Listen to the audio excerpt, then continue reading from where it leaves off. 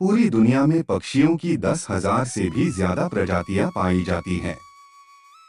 सभी के वही दो पंजे, दो पंख और एक गर्दन होती है।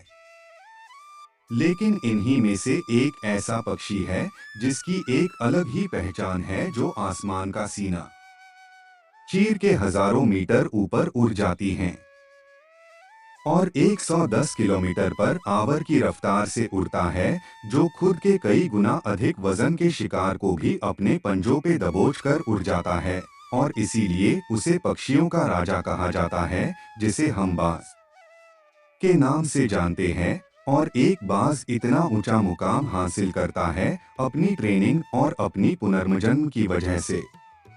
अगर हम और आप भी इस दुनिया में एक मुकाम हासिल करना चाहते हैं, तो एक बाज को बाज बनने का पूरा सफर आपको जानना बहुत जरूरी है, क्योंकि 25 से 30 की उम्र तक आने के बाद भी लोगों को रिस्क लेने से डर लगता है। लेकिन एक पंछी की जीवन की शुरुआत ही रिस्क से होती है।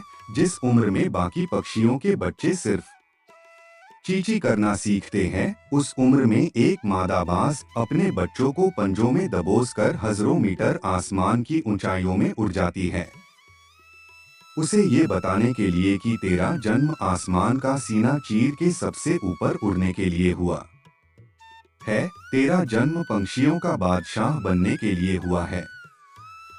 जमीन से हजारों मीटर ऊपर ले जाकर मादा बाज अपने पंजों से उसे छोड़ देती है और यही से शुरू होती है उसकी हाई रिस्क ट्रेनिंग। वो चूजा जमीन की तरफ तेजी से गिरने लगता है, थोड़ा नीचे आता है तो उसके पंख खुलने लगते हैं। नीचे आते आते वो अपने पंख फड़फड़ाने लगता है, लेकिन वो अभी तक उड़ना नहीं सीखा है। वो जमीन से कुछ ही ऊपर होता है, ऐसा लगता है कि कुछ ही सेकंड में उसका जीवन समाप्त हो जाएगा। लेकिन अचानक एक पंजा उसे अपने गिरफ्त में लेता है और वापस आसमान में उड़ जाता है। वो पंजा होता है उसकी माँ का, जो उसके पीछे उड़ रही थी।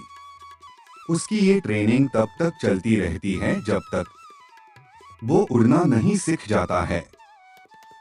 इतनी हाई रिस्क ट्रेनिंग होने के बाद इस दुनिया को एक बाज मिलता है कड़ी धूप के वक्त। जब सारे पक्षी आश्रय की तलाश करते हैं, तब यही बाज उसी कड़ी धूप में आसमान को चीरते हुए ऊपर निकल जाता है और धूप